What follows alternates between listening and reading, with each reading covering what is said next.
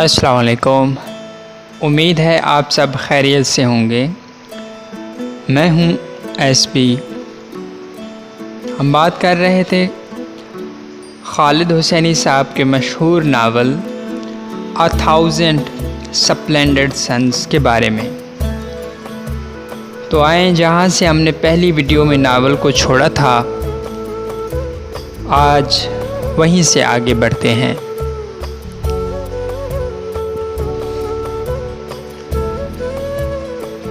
माँ हम अगली सुबह सवेरे तैयार होकर बैठ गई, क्योंकि जलील ने वादा किया था कि वो उसे अपने सैनमा ले जाएगा, वो अपने बच्चों से मिलवाएगा। पहले वो तैयार होकर चश्मे के पास जाकर बैठ गई और उसका इंतज़ार करने लगी। कुछ देर बाद वो मायूस होकर अपने झोंपड़ी नुमा मकान में वापस आ गई। उसने घड़ी देखी, 1 बज रहा था। वो चुपके से दोबारा घर से निकली ताकि उसकी माँ नैना उसको ना देख सके। उसने चश्मा पार किया और दूसरी जानिब चल पड़ी। देखते ही देखते वो पहाड़ी से उतरकर हेरात शहर में दाखिल हो गई। शहर में हर तरफ चहल पहल थी। वो एक घोड़ा गाड़ी वाले के पास गई और उससे पूछा, क्या जलील को जानते हैं, जिसका एक सैनमा भी है? क्या आपको उसके घर का पता है? घोड़ा गाड़ी वाले ने जवाब दिया, आओ मैं तुम्हें उसके घर के पास छोड़ देता हूँ। माहम ने कहा, मेरे पास किराया नहीं है। उसने कहा, मैं खुद अपने घर जा रहा हूँ, रास्ते में जलील का घर पड़ता है। यूं घोड़ा गाड़ी वाला माहम को जलील के घर के दरवाजे पर छोड़कर वापस चला जाता है। जलील के घर के बाहर उसकी गाड़ी खड़ी थी। माहम ने आगे बढ़कर दरवाज़ा खटखटाया। कुछ देर बाद एक लड़की ने दरवाज़ा खोला। माहम ने कहा, मैं जलील की बेटी हूँ और मैं उनसे मिलना चाहती हूँ। लड़की ने कहा, ज़रा रुकें, और वो दरवाज़ा बंद करके अंदर चली गई। कुछ लम्हों के बाद एक आदमी दरवाज़े पर आया। उसने कहा, मैं जलील का ड्राइवर हूँ। जलील साहब घर पर नहीं हैं, वो कहीं बाहर गए हुए हैं। ये मालूम नहीं कि वो कब वापस आएंगे, लिहाजा तुम वापस चली जाओ। लेकिन माहम वहीं दरवाजे के करीब बैठ गई। वो सोचने लगी, माँ हमेशा कहती थी मैं जलील पर बोझ हूँ, वो कभी मुझे कबूल नहीं करेंगे। मगर अब माहम ने फ़ैसला कर लिया था कि वो रात यहीं गुजार देगी और जलील का इंतज़ार करेगी। रात गए वही लड़की दोबारा आई और वो माहम के लिए खाना लेकर आई। पहले तो माहम ने इनकार कर दिया, लेकिन जब भूख शिद्दत इख्तियार कर गई तो उसने खाना खा लिया। रात वो वहीं दरवाजे के पास सो गई। सुबह जब आँख खुली तो देखा कि उसके ऊपर एक चादर पड़ी हुई थी। इस दौरान ड्राइवर आया और बोला, आओ मैं तुम्हें घर छोड़ देता हूँ। माहम ने कहा, नहीं, मैंने जलील से मिलना है। ड्राइवर ने जवाब दिया, उन्होंने खुद कहा है कि तुम्हें अपने मकान पर छोड़ आऊँ। इसके बाद माहम ड्राइवर के साथ गाड़ी की पिछली सीट पर बैठ गई। रास्ते में वो सोचती रही, मैंने अपनी माँ की बात क्यों नहीं मानी। उनकी हर बात सच थी। अब मैं उनका सामना कैसे करूँगी। ड्राइवर ने पहाड़ी के करीब गाड़ी रोकी और माहम के साथ पैदल चलने लगा। वो चश्मे से गुजरे। जब मकान के करीब पहुँचे तो माहम ने देखा कि उसकी माँ एक दरख्त के साथ रस्सी में लटकी हुई है और नीचे कुर्सी उल्टी पड़ी है। नैना को गुलदामन के कब्रिस्तान में दफन कर दिया गया। जलील माहम को अपने साथ हवेली ले आया। माहम ने जलील के साथ बातचीत तकरीबन बंद कर दी थी। जलील ने उसे कमरे में ले जाकर कहा, आज से तुम यहाँ रहोगी। अगर तुम्हें कुछ चाहिए हो तो मुझे बता देना। माहम ने कहा, मैं मुफ्ती फैजुल्लाह से मिलना चाहती हूँ। वही लड़की जिसने दरवाज़ा खोला था रोज़ाना कमरे में आकर माहम को खाना दे जाती थी। अगले दिन मुफ्ती फैजुल्लाह आ गए। माहम उनसे मिलकर दिल खोल कर रोई। उसने रोते हुए कहा, यह सब मेरी वजह से हुआ है। मेरी माँ मेरी वजह से मर गई। मुफ्ती फैजुल्लाह ने उसे दिलासा दिया, तसल्ली दी और समझाया कि ख़ुद को इल्ज़ाम ना दो। कुछ दिन बाद जलील की बड़ी बीवी उसके कमरे में आई और कहा, तैयार हो जाओ और बाहर आओ, हमें तुमसे बात करनी है। माहम तैयार होकर बाहर आई तो देखा जलील और उसकी तीनों बीवियां बैठे हुए हैं। उनमें से एक बीवी ने पूछा, तुम्हारी उम्र कितनी है? माहम ने जवाब दिया, 15 साल। ये सुनकर जलील की बीवियों ने उसे बताया कि तुम्हारे लिए एक रिश्ता आया है। लड़कियों की शादी आम तौर पर 15 साल की उम्र में ही कर दी जाती है। जिस शख्स का रिश्ता आया है उसका नाम रशीद है। वो तुमसे कुछ साल बड़ा है, तकरीबन 45 साल का है। वो एक मोची है, लेकिन आम मोची नहीं है। उसकी अपनी एक दुकान है और वो ख़ुद कफ़ील आदमी है। 10 साल हो गए हैं उसकी बीवी को मरे हुए। उसका बेटा 3 साल पहले झील में डूबकर मर गया था। माम ने सोचा, जलील की 2 और बेटियां भी हैं जिनकी उम्र 15-15 साल है।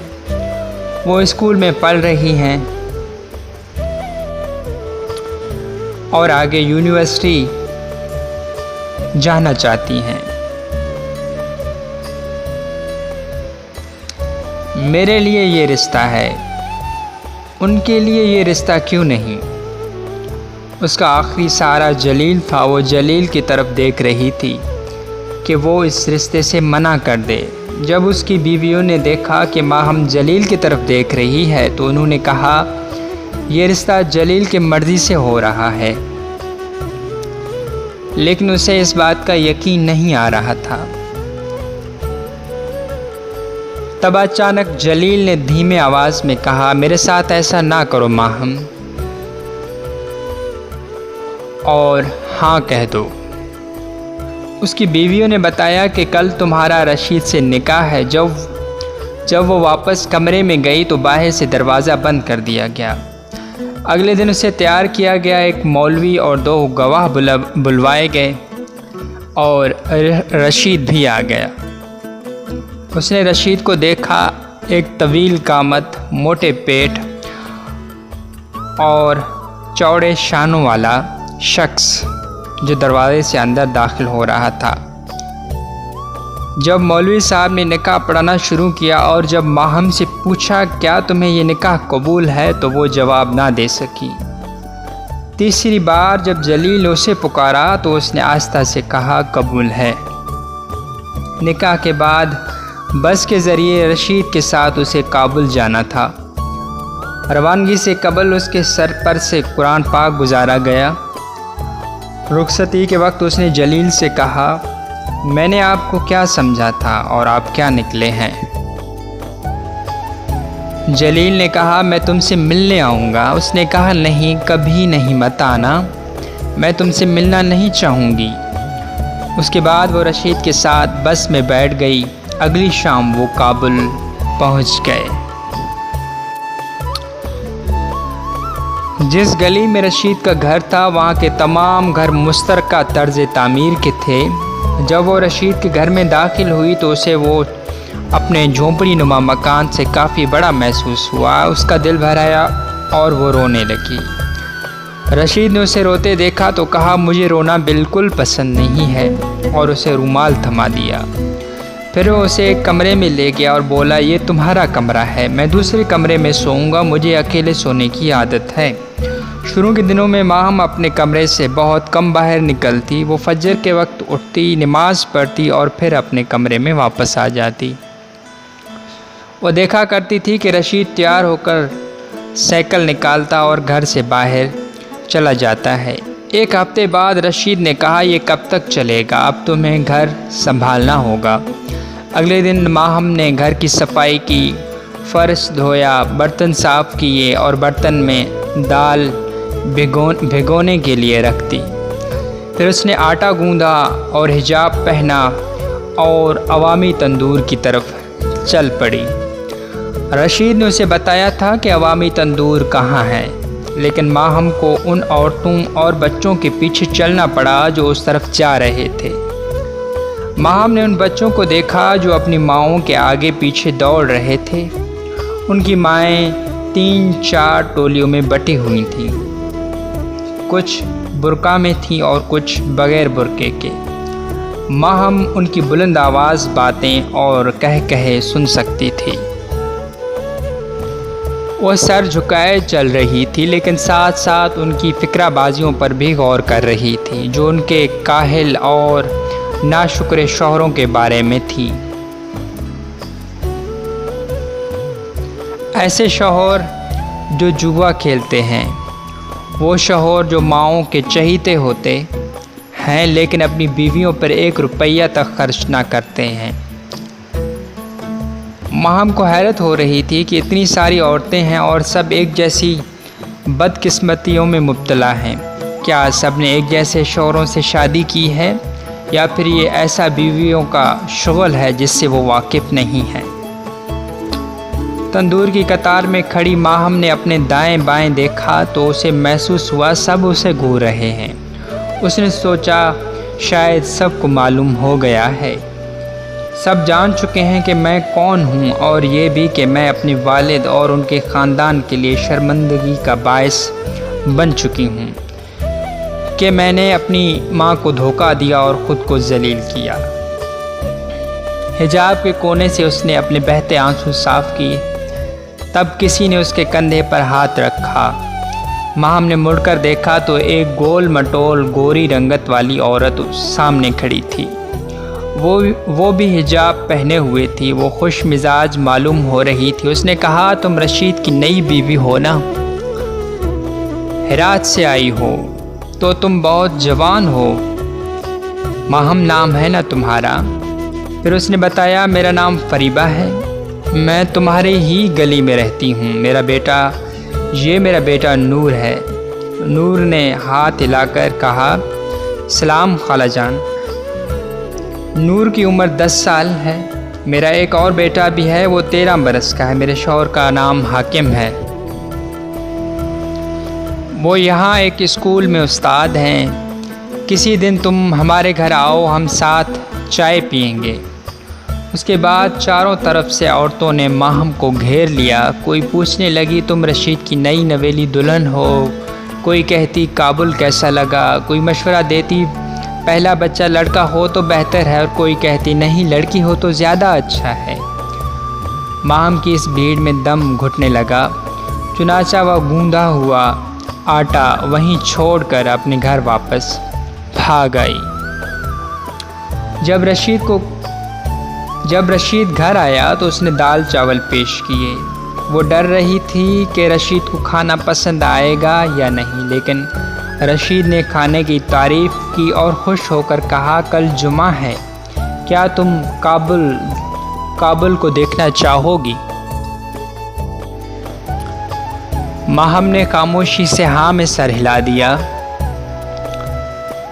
रशीद ने थैले से एक आसमानी रंग का बुर्का निकाला और माहम को देते हुए कहने लगा, माहम, मेरे ग्राहक ज़्यादातर मर्द हैं। जब वो अपनी बीवियों को साथ लाते हैं तो वो अक्सर बेपर्दा होती हैं, मुझसे बिला झिझक बात करती हैं और बग़ैर शर्म के मेरी आंखों में आंखें डालकर देखती हैं।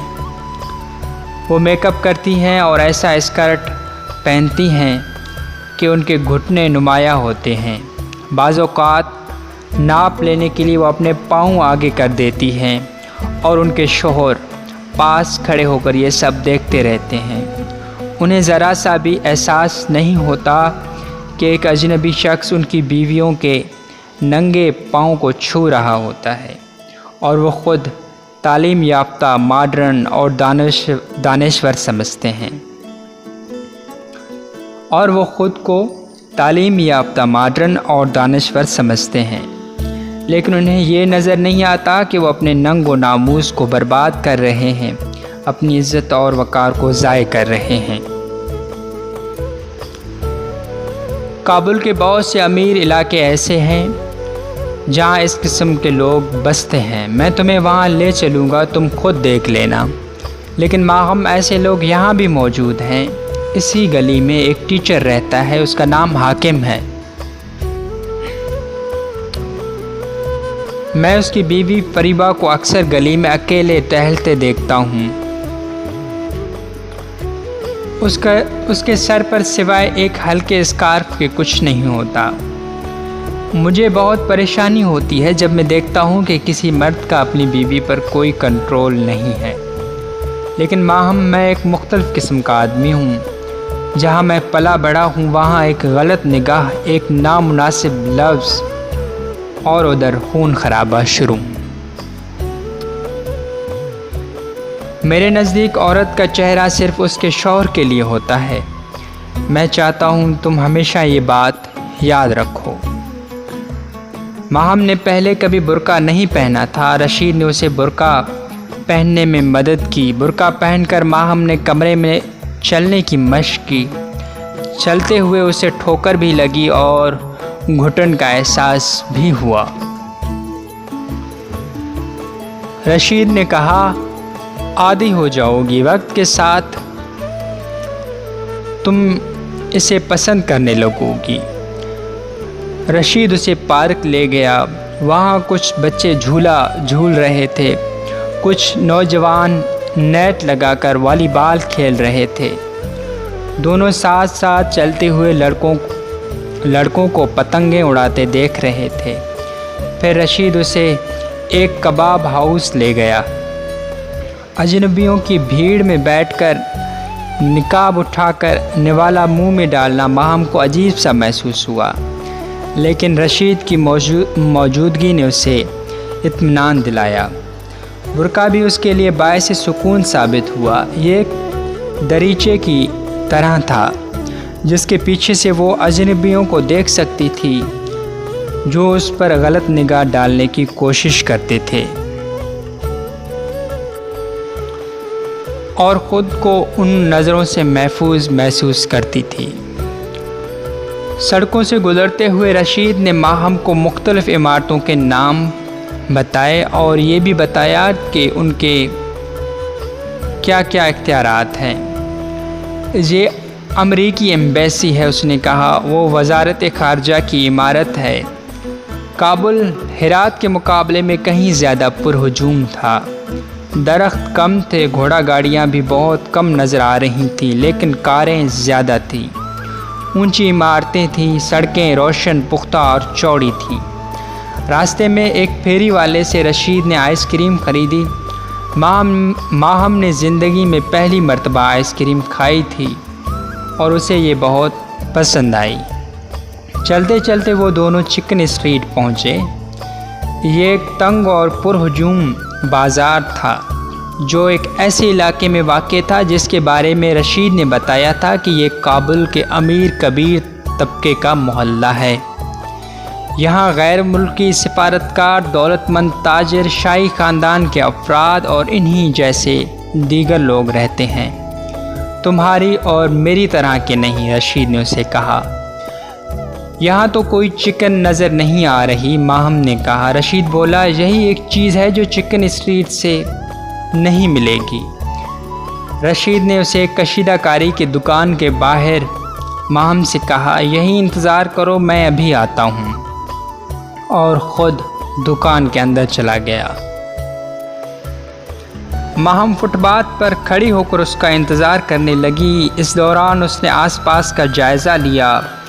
काबुल के इस इलाके की औरतें उन औरतों से मुख्तलिफ नज़र आ रही थीं जो उनके और रशीद के मोहल्ले में रहती थीं। जहाँ की औरतें सर से पाँव तक मुकम्मल तौर पर ढकी होती थीं। यहाँ की औरतें उनके मुकाबले में कहीं ज़्यादा आज़ाद और मुख्तलिफ़ नस्लों से ताल्लुक़ रखते थे।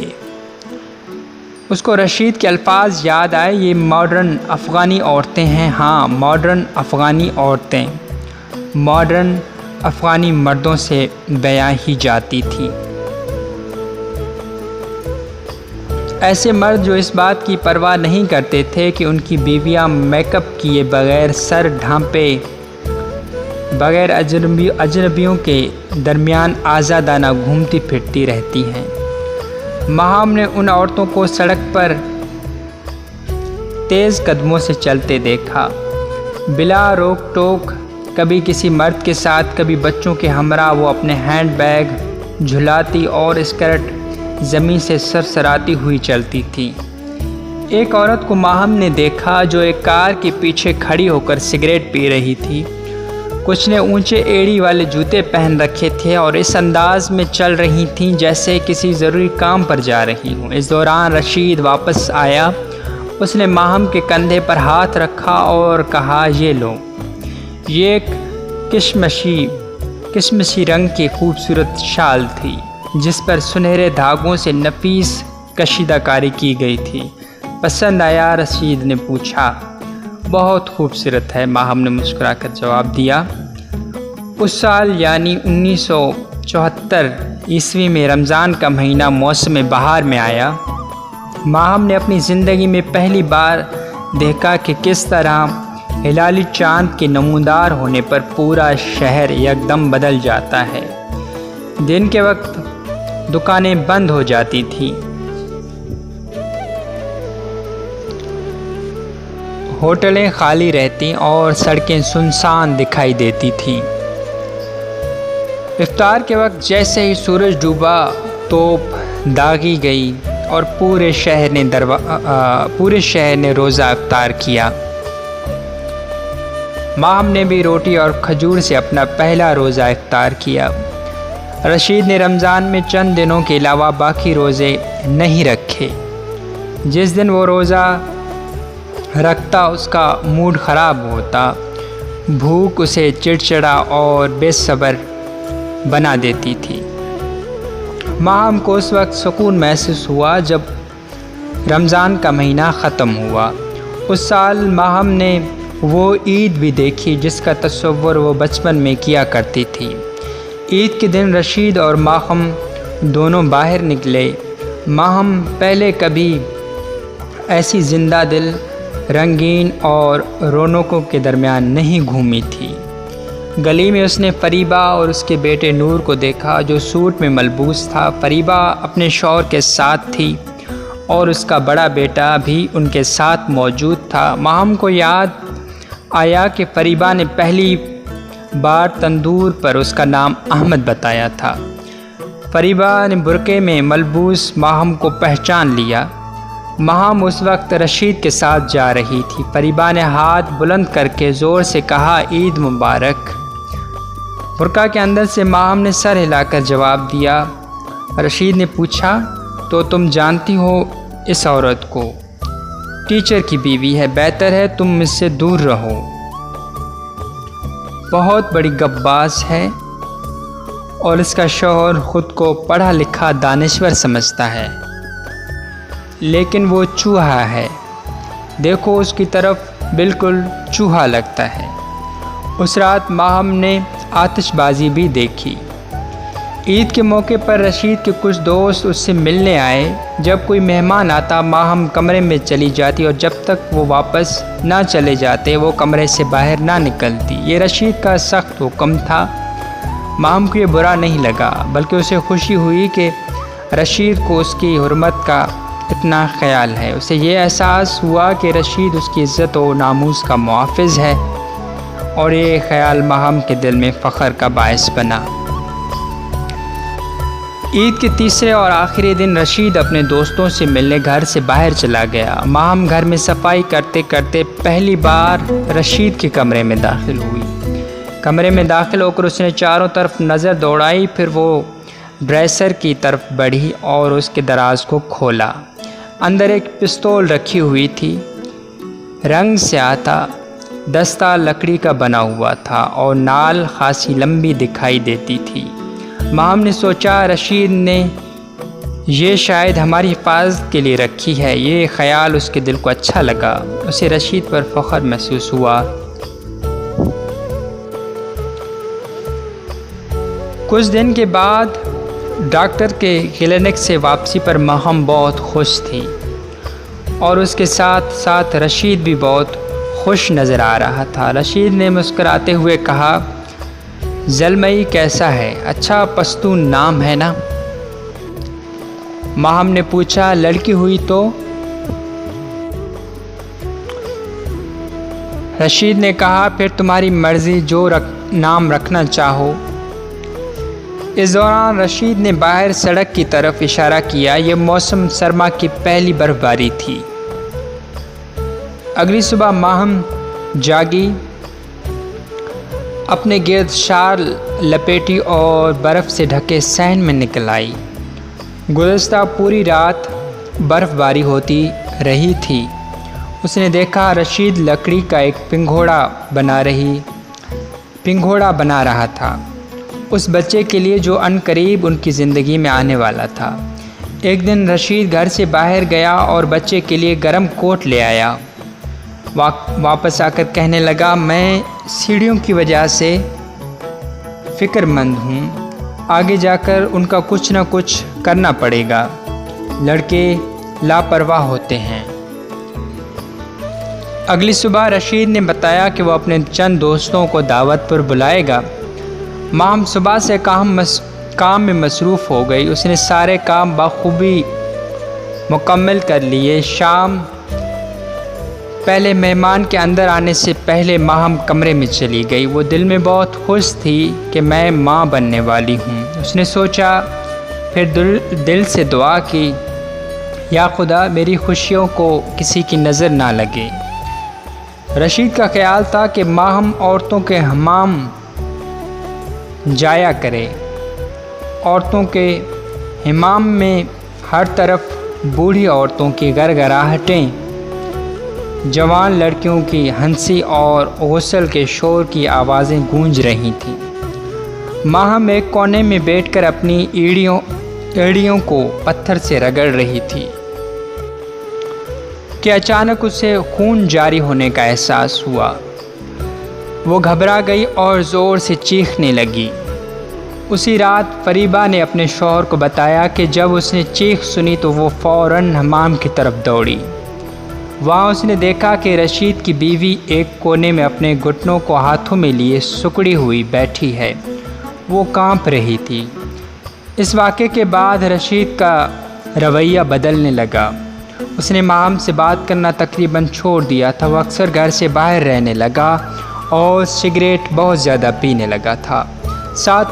7 अप्रैल 1978 ईस्वी को माहम 19 बरस की हो गई। इस दौरान काबुल में मुजाहरे शुरू हो चुके थे और माहम के यहाँ यके बाद दीगरे 7 बार हमल ज़ाय हो चुका था। माहम अक्सर खिड़की में बैठकर दूसरी औरतों को बच्चों के साथ देखा करती। उसे बहुत दुख होता।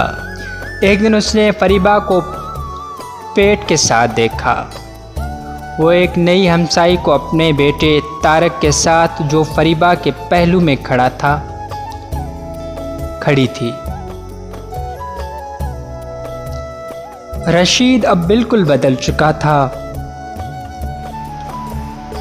वो माहम पर हाथ उठाने लगा था। वो उसके बनाए हुए खाने में नुक्स निकालता रहता था। वक्त गुज़रता रहा। इसी दौरान फरीबा के यहाँ एक बच्ची की पैदाइश हुई।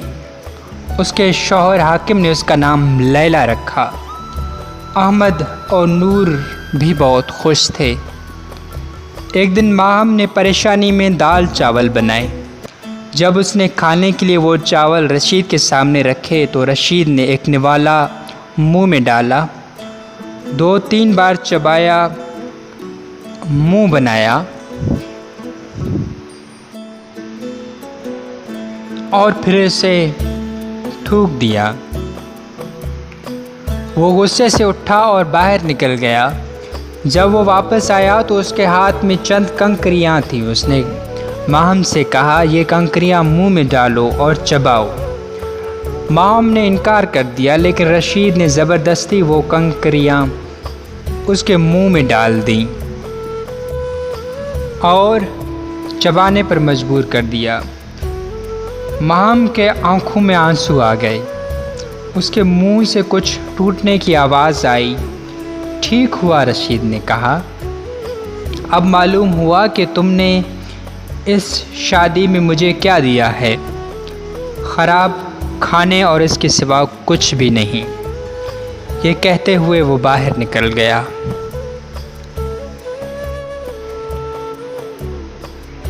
आज की वीडियो यहीं ख़त्म होती है। नावल अभी जारी है। जल्द ही इस नावल का अगला और आखिरी हिस्सा पेश करूंगा, बशर्ते ज़िंदगी। तब तक के लिए खुदा हाफिज़।